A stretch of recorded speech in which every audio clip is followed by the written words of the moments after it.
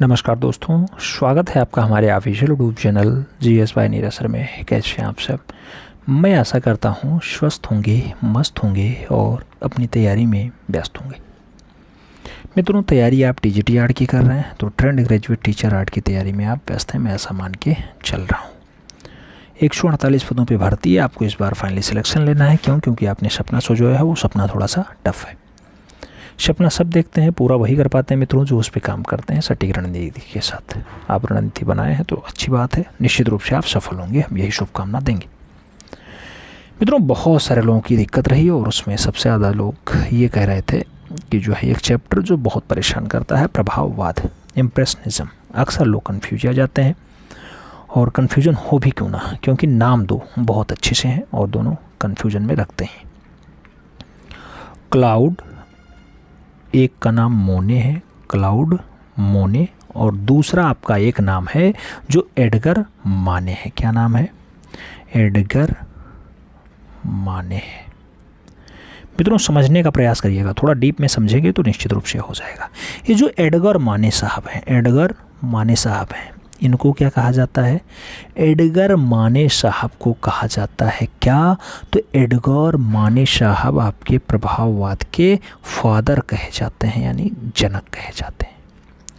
जबकि जो क्लाउड मोने हैं मित्रों, ये क्लाउड मोने साहब, ये क्लाउड मोने साहब की एक रचना बहुत फेमस है जिसके नाम पे इसका नाम प्रभाववाद पड़ता है। रचना है सूर्य उदय का प्रभाव। ये रचना है मित्रों, सूर्योदय का प्रभाव। यही रचना के आधार पे इसका नामकरण प्रभाववाद होता है। जबकि जनक कौन है? तो एडगर माने है। एडगर माने आप जानते हैं मित्रों, एडगर माने का जो जन्म होता है 1832 में होता है। कब होता है? 1832 में होता है। मृत्यु 1883 में होती है। और जो आपके क्लाउड मोने साहब हैं, ये क्लाउड मोने साहब का जन्म 1840 में होता है और 1926 तक रहते हैं। दोनों में डिफरेंसेस समझ में आ गया हो तब बताइए, फिर आगे बढ़ेंगे और अच्छे से बात करेंगे। एडगर माने किसके जनक हैं? एडगर माने आपके प्रभाववाद के जनक हैं, यानी फादर हैं। किसकी रचना पे, यानी सूर्योदय के प्रभाव किसकी रचना है जिसके आधार पे प्रभाववाद नामकरण होता है? तो वो रचना आपकी क्लाउड मोने की है। समझ में आ गया? दोनों डाउट्स क्लियर हो जाने चाहिए, फिर आगे बढ़ेंगे। अब आइए आगे बढ़ते हैं और थोड़ा अच्छे से पढ़ने का प्रयास करते हैं। मित्रों, प्रभाववाद, इम्प्रेशनिज्म, किस चित्रकला आंदोलन ने आधुनिक कला का सूत्रपात किया? तो आधुनिक कला का जो जन्म है मित्रों या सूत्रपात है, वो प्रभाववादी आंदोलन से ही पैदा होता है। प्रभाववाद का उदय कहाँ पे हुआ? तो पेरिस, फ्रांस में हुआ है। प्रभाववाद का जन्म हुआ था तो 1863 में ये बीजारोपण हो गया था, 1863 में। प्रभाववाद को मान्यता कब मिलती है? तो मान्यता मित्रों 5 साल लग जाते हैं, 1859 में मिल पाती है। और प्रभाववाद का फादर कौन है, यानी जनक कौन है? तो एडगर माने होते हैं। प्रभाववाद नाम मोने, यहाँ मोने दिया गया, माने नहीं दिया गया। मोने, मोने के किस चित्र के आधार पे पड़ा था? तो सूर्योदय का प्रभाव। मोने मतलब क्लाउड मोने, 1840 पेरिस में जिनका जन्म होता है। ठीक है। प्रभाववादी चित्रकारों के चित्रण का विषय रहा है मित्रों, प्रभाववादी चित्रकारों के चित्रण का जो विषय रहा है, वो चित्रण का विषय क्या रहा? तो वातावरण और प्रकाश रहा है, जिसमें आप जानते हैं एडगार देंगा हैं, अंगोस्ट रेनवार हैं, लुत्रुक लॉत्रेक हैं, क्लाउड मोने हैं, एडगार माने हैं, बहुत सारे कलाकार हैं। जिनके चित्रण का विषय वातावरण और प्रकाश रहा है, याद रखिएगा। प्रभाववादी चित्रकार सबसे अधिक किस विषय का चित्रण करते थे? तो सबसे ज़्यादा ये प्रकृति विषयों को दर्शाने का काम करते थे। प्रभाववादियों का मुख्य उद्देश्य क्या था मित्रों? तो मुख्य उद्देश्य इनका विषय पर क्षणिक दृष्टि से प्रभाव का चित्रण, विषय पर क्षणिक दृष्टि के प्रभाव का चित्रण इनका मुख्य विषय रहा है। और आगे कहा जाए तो 1863 में अश्वभिकृत कलाकारों की प्रदर्शनी कहाँ हुई? तो अश्वभिकृत कलाकारों की जो प्रदर्शनी है वो पेरिस में हुई है। 1863 में अश्वभिकृत कलाकारों को अलग प्रदर्शनी करने की अनुमति किस शासक ने दिया? तो नेपोलियन के द्वारा दिया जाता है। और इंद्रधनुषी रेखांकन किस वाद से संबंधित रहा है मित्रों? तो इंद्रधनुषी रेखांकन कौन से वाद से संबंधित था? प्रभाववाद से संबंधित था। सर्वप्रथम परंपरागत का उल्लेखनीय किस चित्रकारों से कहा गया? प्रभाववादियों को ही कहा गया। बिना मिश्रित रंग का प्रयोग किस कला की विशेषता रही है? तो बिना मिश्रित रंगों की प्रयोग प्रभाववाद की विशेषता रही। मिश्रित रंग का प्रयोग किया गया, बिना मिश्रित रंगों से काम बनाया गया है प्रभाववाद में, याद रखिएगा। ठीक है, आगे बढ़ें। किन कलाकारों ने एकेडमी के विपरीत काम किया? तो एकेडमी के विपरीत प्रभाववादियों ने ही काम किया है और खूब ज़्यादा वातावरण पे और उसके साथ अपने चित्रों को दर्शाने का काम किया।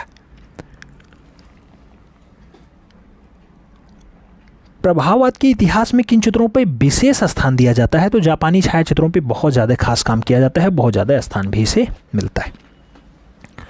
1863 को पेरिस में आयोजित अस्वीकृत चित्र 1863 को पेरिस में आयोजित अस्वीकृत चित्रों की प्रदर्शनी में मौने के किस चित्र की आलोचना हुई? तो तृण पर भोजन वाले की आलोचना हुई है। तृण पर भोजन, वही घास के ढेर पे बैठ के भोजन। आगे, तृषा पर भोजन चित्र की तुलना जॉर्जियोन के किस चित्रों से किया जाता है? तो चारागाह में संगीतज्ञ से तुलना होती है तृण पर भोजन वाले की। और आगे बढ़ेंगे मित्रों, आगे कहा जाता है प्रभाववाद का मुख्य कलाकार था। तो प्रभाववाद का जो मुख्य कलाकार होता है उसका नाम मोने होता है। और प्रभाववाद को चरम सीमा तक पहुंचाने वाला कलाकार कौन था? तब भी मोने होता है। प्रभाववाद की प्रथम प्रदर्शनी कब हुई? तो प्रथम प्रदर्शनी जो है 1874 पेरिस के नाडार फोटो सैलून में हुई थी। तो प्रभाववाद की जो पहली प्रदर्शनी है 1874 में होती है। याद रखिएगा, पेरिस फ्रांस में ही होती है। कहाँ पे हो पाती है? Photo salon Nadar.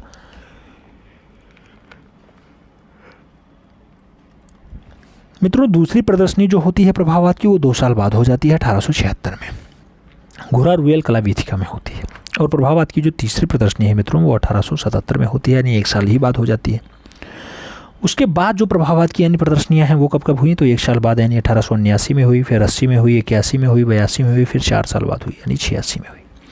प्रभाववाद की कुल कितनी प्रदर्शनियाँ हुई? तो टोटल 8 प्रदर्शनियाँ हुई हैं। प्रभाववाद के मुख्य कलाकारों की बात होती है तो एडगार मोने आते हैं, क्लॉड मोने आते हैं, एडगार देंगा आते हैं, और उंगास्त रेनवा आते हैं, पिशारो आते हैं, इसके साथ आपका सिसली आते हैं, तुजुल आते हैं, और लोत्रेक आते हैं, तुजुक लोत्रेक, मैरी कैसेट आते हैं, सिकर्ट आते हैं और बिल्सर आते हैं। तो ये सब कलाकार जो है ये प्रभाववाद के यानी इम्प्रेसिज्म के बढ़िया वाले कलाकार माने जाते हैं, प्रमुख कलाकार माने जाते हैं। रेनबो पैलेट की बात होती है किस शैली से संबंधित है? तो रेनबो पैलेट जो है ये आपके प्रभाववाद से जुड़े हुए कलाकार है रेनबो पैलेट।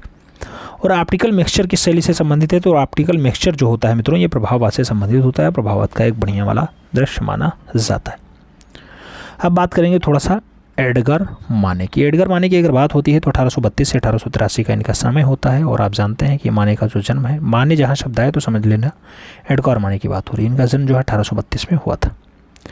माने के पिता क्या थे मित्रों? तो माने के पिता जो है एक न्यायाधीश रहे यानी जज रहे हैं। तृण पर भोजन एडगार मोने की ही रचना है। आप देख लीजिए, यह आपका घास के ढेर पे भोजन कर रहा है व्यक्ति, ऐसा दर्शाया गया। प्रभाववाद का जनक किसे कहा जाता है? तो प्रभाववाद का फादर आप जानते हैं कि मोने को ही कहा जाता है। और आगे बढ़ेंगे मित्रों तो आगे कहा जाता है माने।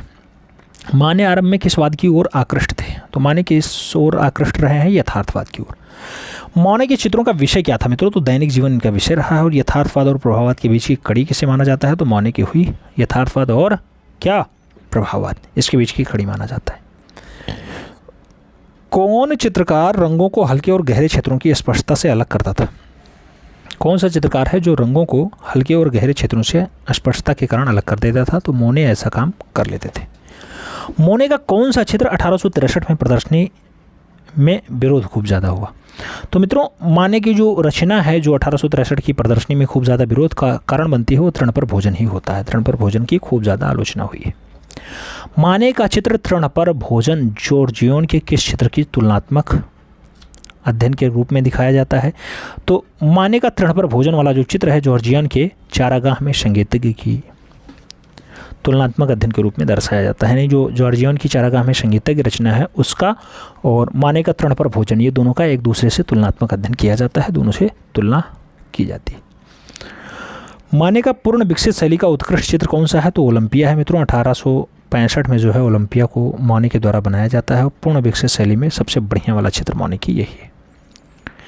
माने का चित्र ओलंपिया में स्त्री की लेटी हुई आकृति किसकी है? तो माने का चित्र ओलंपिया में स्त्री की लेटी हुई आकृति जो है वो वेश्या की होती है, ऐसा दृश्य इन्होंने दर्शाया है। और 1866 में माने का चित्र जो है राष्ट्रीय कला प्रदर्शनी में अस्वीकृत कर दिया गया था, वो बांसुरी वाला था मित्रों। बांसुरी वाला चित्र 1866 में माने का राष्ट्रीय कला अकादमी की प्रदर्शनी में मान्यता नहीं बना पाता है। आगे बढ़ेंगे मित्रों, आगे कहा जाता है माने द्वारा। क्या? माने द्वारा शुरू की गई शैली जिसमें छाया प्रकाश के स्थान पर रंगों का प्रयोग करके गोलाई और स्थूलत्व का एहसास कराया गया, उसे परंपरावादी समीक्षकों ने क्या कहा? उसी का नाम परंपरावादी समीक्षकों ने प्रभाववाद दे दिया। और माने का प्रसिद्ध चित्र कौन सा है मित्रों? तो माने का प्रसिद्ध चित्र जो है वो फोलियो वेर्जर का मदिरागृह है। कौन सा है? फोलियो वर्जर का मदिरागृह जो है बहुत अच्छी रचना है। मोनिका ये सबसे ज़्यादा प्रसिद्ध चित्र बताया जाता है। मोनिका चित्र जो है ओलंपिया के संग्रहालय में रखा हुआ है।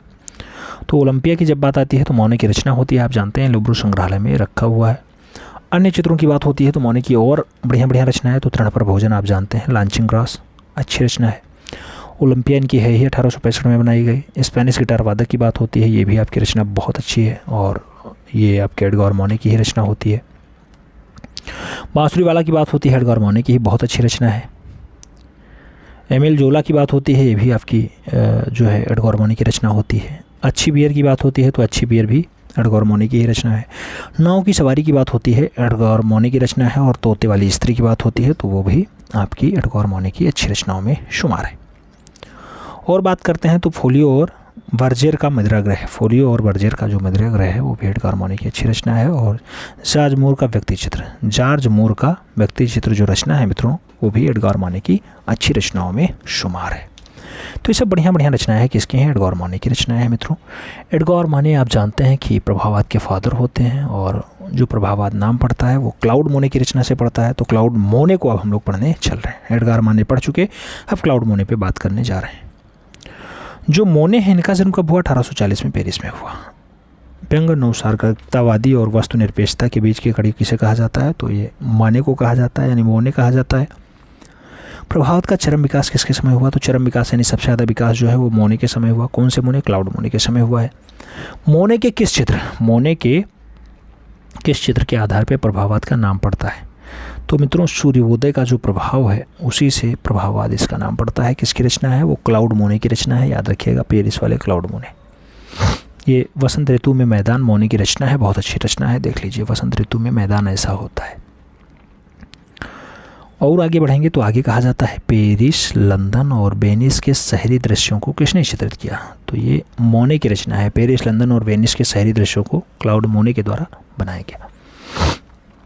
मैदानों, नदी के किनारे और उपवनों के दृश्य किसको विशेष प्रिय थे? तो ये मित्रों मोने की रचना है, तो मोने को बहुत ज़्यादा प्रिय रहे। पेंटर ऑफ द सीरीज किसे कहा जाता है? मित्रों जब पेंटर ऑफ द सीरीज पूछा जाए तो मोने लगाइएगा। मोने मतलब कौन सा मोने? आप जानते हैं क्लाउड मोने। कौन सा मोने? क्लाउड मोने। प्रभाववाद के किस चित्रकार के चित्रों का विषय फ्रांस के सीन नदी और उसके किनारे बनाया गया? तो सीन नदी के किनारे मोने की ही रचना है मित्रों। तो मोने की रचना बनाई गई है सीन नदी के किनारे, ठीक है। और आगे बढ़ते हैं। आगे कहा जाता है मोने का चित्र घास का ढेर का बनाया गया था। जब बात घास के ढेर की आती है मित्रों, घास का ढेर, तो ये 1890 की रचना हो जाती है। किसकी रचना है? क्लाउड मोने की रचना है। मोने का कौन सा चित्र पेरिस के तिवलेरी बगीचे में एक छोटा तालाब के चारों ओर लगाया गया? तो तिवलेरी बगीचे में एक छोटे तालाब के चारों ओर लगाया जाता है कुमुदनी का फूल। कुमुदनी का फूल वाला चित्र बहुत बढ़िया से बनाया गया है और पेरिस के बगीचे में लगाया जाता है, तिलवेरी बगीचा में, ठीक है। आगे बढ़ेंगे। आगे कहा जाता है मोने ने किस चित्र में ज़मीन और आसमान को चित्रित नहीं किया है? मोने के किस चित्र ने ज़मीन और आसमान को चित्रित नहीं किया है? नाम कुमुदनी का फूल ही है, कुमुदनी का फूल ही है। मोने के पिता क्या थे? मित्रों मोने के जो पिता थे, क्लाउड मोने के फादर थे, वो पंसारी थे, जबकि एडगार मोने के जो आप जानते हैं फादर थे वो न्यायाधीश थे। क्या थे? जज थे, जज, ठीक है। तो एडगार मोने और क्लाउड मोने में अंतर समझ में आया। मोने की पत्नी का नाम क्या था? मोने की पत्नी का नाम कामिल था, कामिल। और मोने ने लंदन में टेम्स नदी के 37 चित्र कब बनाए? तो 1901 में बनाए थे। आप जानते हैं 1926 तक ये जीवित रहे। तो टेम्स नदी के 37 चित्रों को क्लाउड मोने ने जो है लंदन में बनाया है, बहुत बढ़िया से बनाया है, 1901 में बनाया है। ये आपको याद रखने की आवश्यकता है। अब थोड़ा प्रमुख चित्र देख लें। प्रमुख चित्रों की बात आती है मित्रों तो क्लाउड मोने की जो बढ़िया बढ़िया रचनाएं हैं, जिसमें कुमुदनी का फूल खूब पूछा जाता है। कुमुदनी का फूल हो गया, यह चित्रमालिका है। घास का आपका ढेर हो गया, 1890 की रचना होती है। गर्नी के चिनार वृक्ष हो गए, गर्नी के चिनार वृक्ष भी आपकी रचना है, किसकी? क्लाउड मोने की। और रुओ का गिरजाघर की अगर बात होती है, अभी क्लाउड मोने की अच्छी रचनाओं में आता है। बगीचे में महिलाएं अच्छी रचना है। और उसके साथ आंगेत व्हील की लाल नार्वे की बात होती है, तो ये भी क्लाउड मोने की अच्छी रचनाओं में शुमार है। तो ये तो बात क्लाउड मोने की हो गई, उनके चित्रों की हो गई, जिसे पेंटर ऑफ सीरीज कहा जाता है, जिसके पिताजी क्या होते हैं? तो आप जानते हैं एक पंसारी होते हैं। जबकि जो जनक हैं, जनक कौन है मित्रों? आप जानते हैं कि एडगार मोने जनक हैं। पिताजी न्यायाधीश थे। प्रभाववाद के फादर यही कहे जाते हैं। अच्छी अच्छी रचनाओं में तृण पर भोजन बहुत बढ़िया है, नार्वे की सवारी बहुत अच्छी है, गिटार वादक बहुत अच्छा है, बांसुरी वाला बहुत अच्छा है। तो ये सब रचनाएँ इनकी हैं। अब आगे बढ़ें। कलाकार में एक नाम एडगार देंगा का भी आता है। तो आप जानते हैं प्रभाववाद के कलाकार एडगार देंगा। 1834 में इनका जन्म होता है और 1917 में मृत्यु होती है। समाज से दूर तिरस्कृत तबके का चित्रण करने वाला कौन था? तो देंगा ही थे। कौन? एडगार देंगा। एडगार देंगा प्रसिद्धि था चित्रकार और मूर्तिकार दोनों के रूप में जाना जाता था। तो चित्रकार भी था और मूर्तिकार भी था। कौन? एडगार देंगा। रेनवा ने किसको पहला मूर्तिकार माना है? तो रेनवा ने जिसको पहला मूर्तिकार कहा है वो देंगा ही है। कौन देंगा? एडगार देंगा। देंगा की तकनीकी किन चित्रों की भली भांति निखरी हुई है? मित्रों आप जानते हैं जो नृत्य चित्र हैं इसमें बहुत अच्छे से देंगा की सारी तकनीकी दिखाई दी जाती है।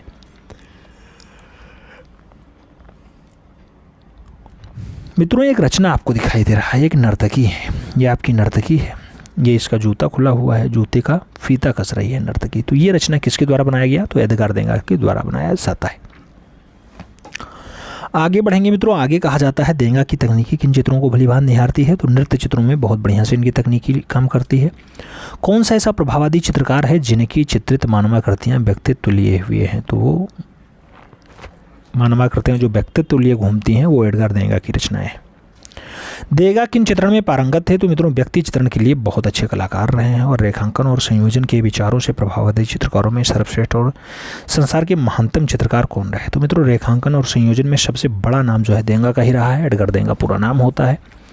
और पेस्टल रंग और गतिशील फोटो आकृतियों के द्वारा कौन प्रभाववादी चित्रकार ने चित्र बनाया? तो देंगा ने ऐसा काम खूब ज़्यादा किया। मेरी कैसेट किसकी शिष्या थी? तो मेरी कैसेट जो शिष्या थी वो देंगा की थी। कौन सी देंगा? एडगार देंगा। एडगार देंगा प्रभाववाद के एडगार देंगा। मेरी कैसेट किस देश की प्रभाववादी कलाकार रही हैं? मित्रों आप जानते हैं मेरी कैसेट जो है वो अमेरिका की बहुत अच्छी प्रभाववादी कलाकार रही हैं, याद रखिएगा अमेरिका की हैं। और बैले रिहर्सल किस चित्रकार ने चित्रित किया है? तो बैले रिहर्सल की जब बात आती है मित्रों तो बैले रिहर्सल अच्छी रचनाओं में शुमार है। और किसकी रचना है? एडगार देंगा की रचना है। देंगा, एडगार देंगा। ठीक है। अब कुछ प्रमुख चित्र देख लेते हैं एडगार देंगा के। एडगार देंगा के अगर अच्छे अच्छे चित्र आप देखेंगे तो उसमें धोबिनें आएंगी, वैश्याएँ आएंगी, क्योंकि इनका जो मुख्य रचना का विषय रहा उसमें मानव जीवन रहा है। और आप ये जानते हैं कि व्यक्ति चित्रण बहुत अच्छे से बनाए। तो धोबिन को बनाए, वैश्याएँ बनाए, नौकरानी बनाए, स्वेच्छाचारी मनुष्य बनाए, लिपिक को बनाया यानी आपका जो आज का डेट क्लर्क का है, रुई का बाजार बनाया, बोलिल परिवार बनाया, घोड़दौड़ के मैदान बनाए, घोड़े पर सवार महिला बनाया, मोने का व्यक्ति चित्र बनाया, आत्मचित्र को बहुत बढ़िया से बनाया, युवती का शीर्षक बनाया, जलपान ग्रह की गायिकाओं को बहुत अच्छे से बनाया है, और ओलिंस यानी दौड़ने वाला घोड़ा और तरुण ये बहुत बढ़िया नर्तकी मूर्ति है मित्रों। ये किसके द्वारा बनाई जाती है? तो ये सब की सब मूर्तियाँ जो है एडगार देंगा के द्वारा बनाई जाती हैं। किसके द्वारा बनाई जाती हैं? एडगार देंगा के द्वारा बनाई जाती है। आगे बढ़ें। कुछ पॉइंट्स और दिए गए हैं, जैसे आप पॉइंट्स देखेंगे तो सेलो द रिफ्यूजियस क्या था? सेलो द रिफ्यूजियस क्या था मित्रों? तो ये कला आंदोलन रहा है, बहुत बढ़िया। जॉर्ज मूर का व्यक्ति चित्र माने ने कब बनाया? तो माने की रचना है एडगार माने। एडगार माने है। माने मतलब जैसे मान आए, माने माने माने, तो एडगार माने लगाइएगा, जिनके पिताजी प्रभाववाद के एक बढ़िया कलाकार रहे हों, प्रभाववाद का जन्मदाता माने जाते हैं, पिताजी वकील होते हैं, उनकी रचना है। तो जॉर्ज मूर का व्यक्ति चित्र माने ने कब बनाया? 1879 में बनाया था, याद रखिएगा। देंगा ने बैले रिहर्सल चित्र किस माध्यम में बनाया था? तो तैलीय माध्यम में देंगा ने। देंगा मतलब एडगार देंगा, एडगार देंगा। ठीक है, तो ये याद रखिएगा। अब आगे बढ़ेंगे। ओंगियुस्त रेनवा की बात होती है। ओंगियुस्त रेनवा की अगर बात हो तो 1841 में जन्म होता है, 1919 में मृत्यु होती है। रेनवा अपनी कला में अधिष्ठात्री देवी का चित्र किसको दिया था? स्त्री को दिया था। रेनवा तेज रंगों के बजाय प्रयोग कौन सा करते थे? तो हल्के रंग प्रयोग करते थे। रेनवा ने चित्रों में रंगों का प्रयोग किया है। तो रेनवा ने चित्रों में रंगों का प्रयोग कैसे किया? गहरे काले रंग और भूरे और नीले रंगों का प्रयोग बहुत अच्छे से किया है।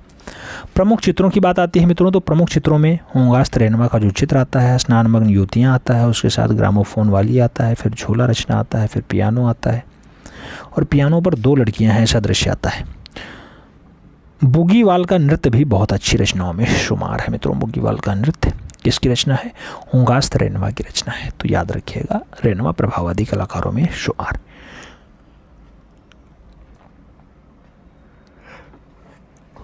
ये तो बात ओंगविस्त रेनवा की हो गई है मित्रों। आगे बढ़ेंगे, तुजुल लौत्रेक की बात करेंगे। तुजुल लौत्रेक 1864 में जन्म होता है, 1901 में मृत्यु होती है। लौत्रेक की कला उत्कर्ष के चरम बिंदु पर लगभग कितने वर्ष थी? तो 1888 से 1898 तक थी, लगभग 11 साल काम की। कौन सा प्रभाववादी कलाकार दोनों पैरों पर अपंग था? मित्रों, अपंग मतलब पैर ही ना काम करें, तो लौत्रेक ही दोनों पैरों से जो है अपंग रहे हैं, लेकिन प्रभाववादी कलाकारों में बहुत अच्छा नाम रहा है। मूलरूज नामक मदिरालय के दृश्य को किसने चित्रित किया? तो मूलरूज नामक जो मदिरालय बनाया गया था मित्रों, लौत्रेक की ही रचना है। यही लौत्रेक जिसे तुजुल लौत्रेक कहा जाता है, बहुत अच्छे कलाकार रहे। किस प्रभाववादी कलाकार के चित्र विज्ञापन चित्र और लिथोग्राफी में छापने के लिए भेजा जाता था? तो मित्रों, किस प्रभाववादी कलाकार के चित्र विज्ञापन चित्र और लिथोग्राफी में छापने के लिए भेज दिए जाते थे? तो लौत्रेक की रचना आपकी जो है यहीं से छपती थी। मूलरूज क्या है? मूलरूज की अगर बात होती है तो मदिरालय है, जिसे आज के डेट में बार कहा जाता है। कई लोग बियर बार कहते हैं, कई लोग उसे दारूबाज कहते हैं, कुछ भी कहो, कुल मिला के मदिरालय है। किस प्रभाववादी चित्रकार के चित्रों का विज्ञापन में प्रयुक्ति किया गया है? तो लौत्रेक का जो काम है वो जो है विज्ञापन में भी प्रयोग किया गया, खूब ज़्यादा एडवर्टाइजमेंट में प्रयोग किए गए हैं। और किस प्रभाववादी कलाकार ने व्यापारिक उद्देश्य से चित्र बनाए हैं? मित्रों, व्यापारिक उद्देश्य से अगर चित्र बनाने का काम रहा है तो लौत्रेक का रहा है, याद रखिएगा। लौत्रेक मतलब तुजुल लौत्रेक।